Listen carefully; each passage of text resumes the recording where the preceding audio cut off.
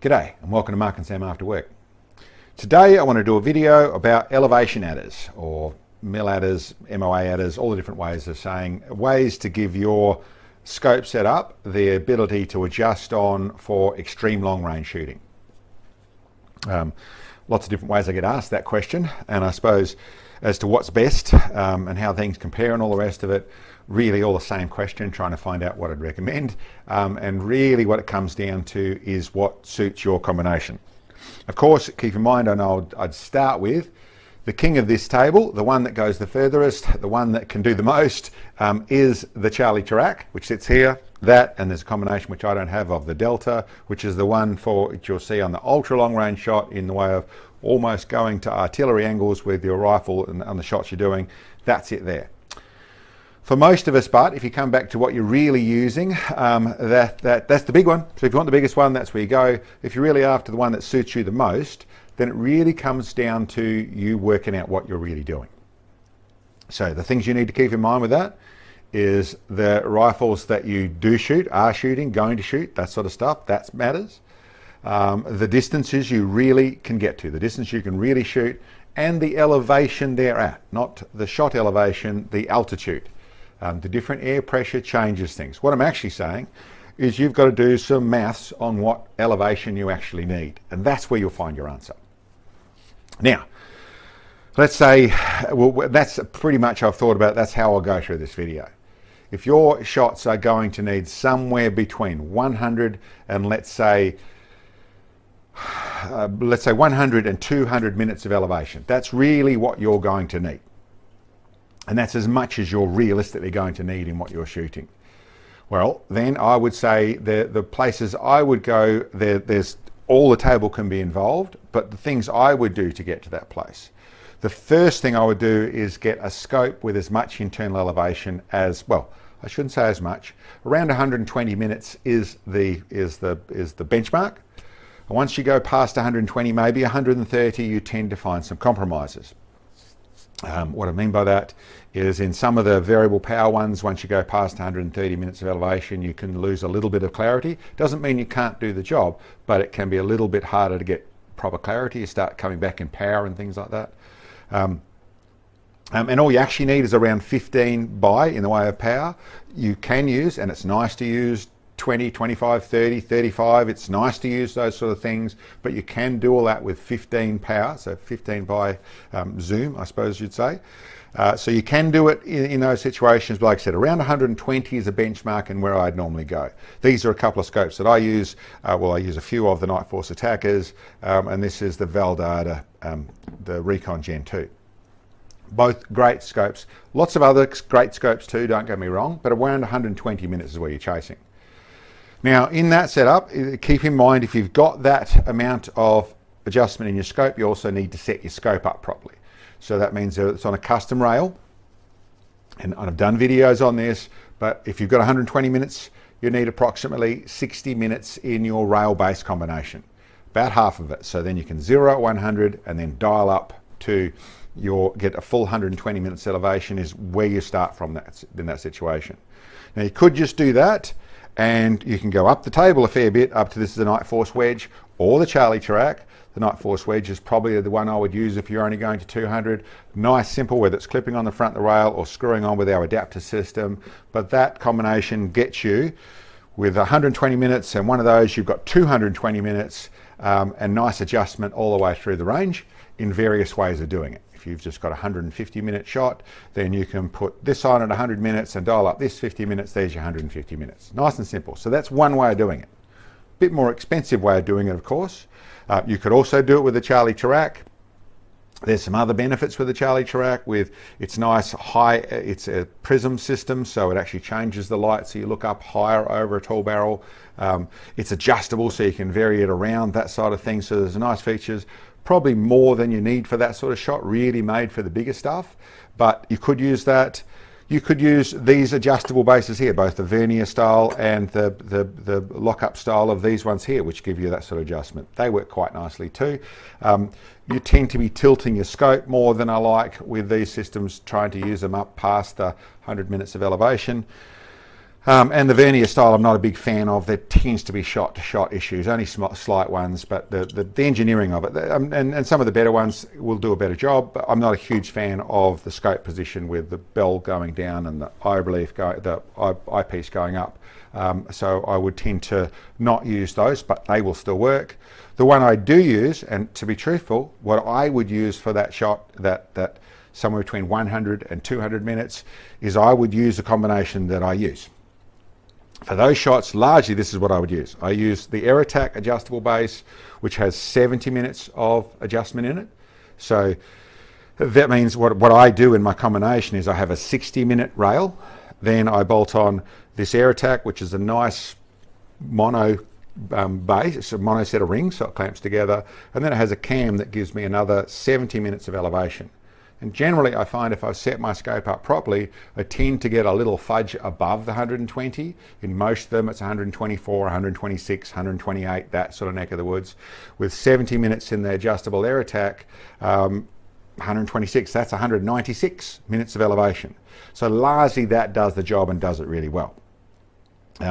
You have one of the other potential negatives with an adjustable base is re-zeroing exactly. You're moving your scope around.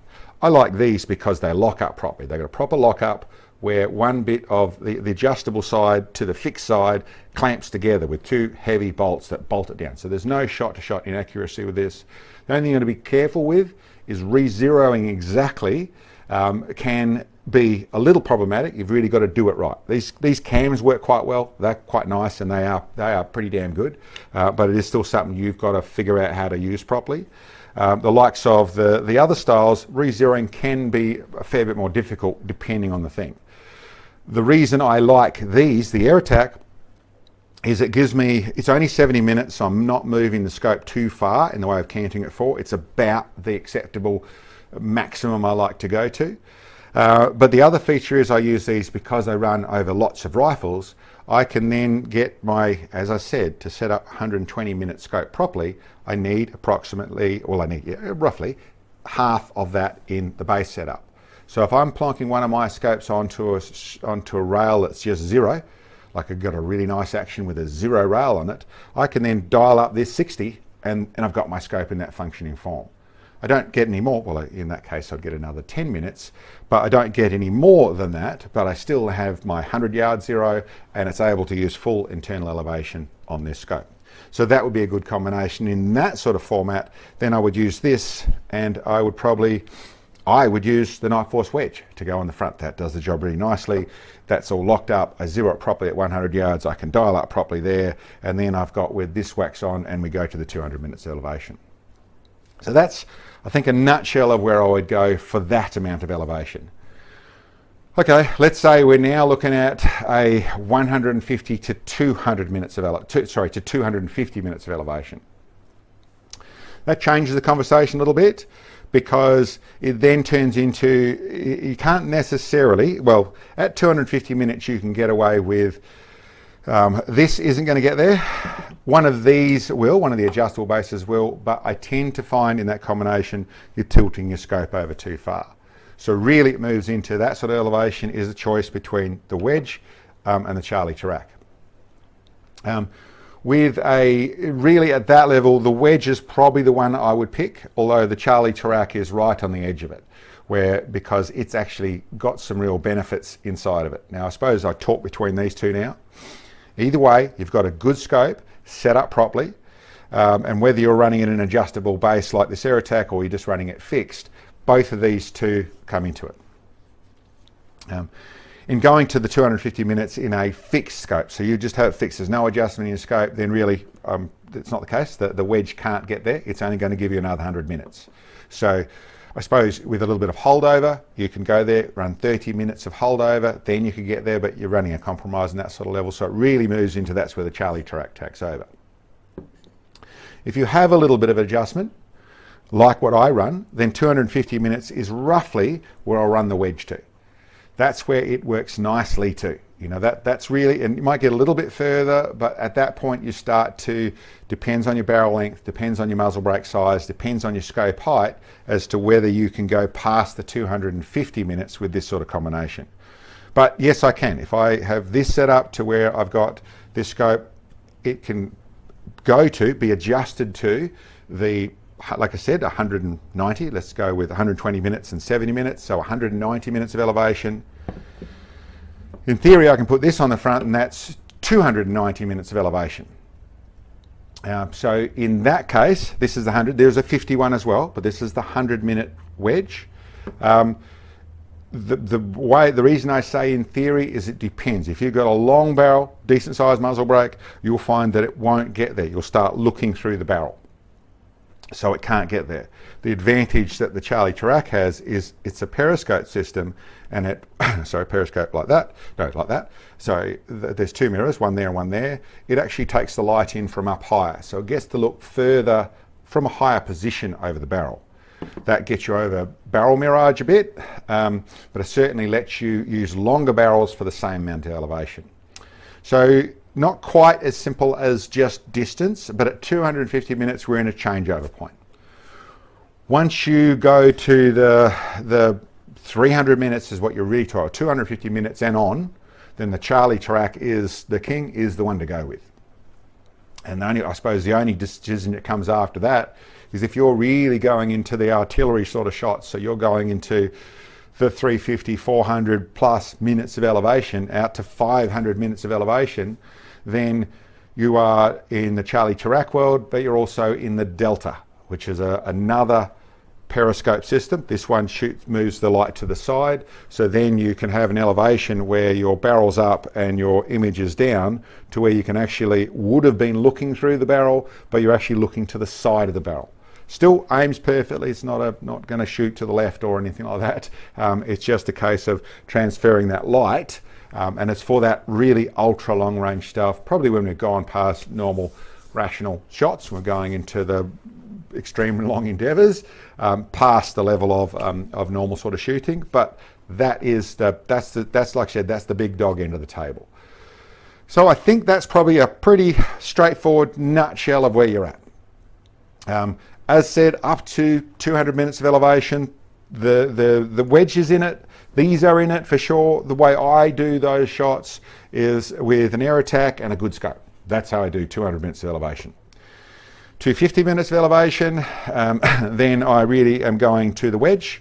And once I go beyond that point, I think I've got to 300 with the wedge and a combination of shorter barrel and that sort of stuff. But once I've really gone beyond that point, then I'm Charlie Tarak. So I think that's about the list of bits and pieces. As in most questions, when people say what's the best, there's never the best. It's always down to what suits. I would tend to go with the more fixed you can use your scope, the less you're adjusting it and moving, that sort of stuff, the better. It makes repeatability better. It's all nice, all from your shooting position to your eye position to your barrel. Everything works nicely by leaving it alone. So I really do like the optical add on the front. I suppose the extra balance I would say between these two, this fella here, the Night Force wedge, being a ground piece of glass, which they actually measure and give you the exact minutes of elevation or mil of elevation it gives you. I really like that combination in the fashion of it is just what it is. It's a nice small, not too heavy unit. Whether you're clipping it on or screwing it on the front, works really well for that side of things. But it is low. And that means that it's closer to your barrel, so big barrels and things, that can be an issue with it. Scope elevation can help, all that sort of stuff, but only up to a certain point. The Charlie Tarak, awesome in the way of it's up higher, really nice and that sort of stuff. It is bigger and heavier. They do a micro now, but this is still the big dog. It does, the adjustment side of things is not quite so easy to be extremely precise. The point, half an MOA sort of accuracy. You can set them up pretty damn accurate, but it is the extreme accuracy side of adjusting them, getting them dialed up isn't quite so easy. Really not a problem when you're going such extreme long shots and everything else is involved. If you really consider you're going to be a one-shot hit at 2 miles plus, conceivable, but there's a fair bit of luck involved with that. So if you're a couple of minutes out on your dial-in, you're almost certainly going to be more than that out on your discovery shot, finding out what the conditions are anyway. So could have been in your favour the little bit out that you adjusted things to. So I suppose that's about what I tell you. Like I said, nutshell of it all good options. These are the ones I don't use, and I don't want to pick on the guys who do make them or do use them, that sort of stuff. You know, I get the budgets that are involved in this sort of stuff. If you've got all the money, then buy all the stuff, and if you've only got X amount you're working with, then this might be what you use. I certainly have used adjustable bases, but I find them problematic when I want to go too far, so it's not something I would tend to go with. But I totally get the budget side of things, and probably on the full lockup like this Valdata is where I would tend to go if I had to go there, but ideally I stay back down in this sort of range here. The 70 minutes is as much as I like to use, and I also don't mind using these things at 0 and then using the optical adders as well. Anyway guys, hope that's some help. Thanks for checking in. I'll catch you next time.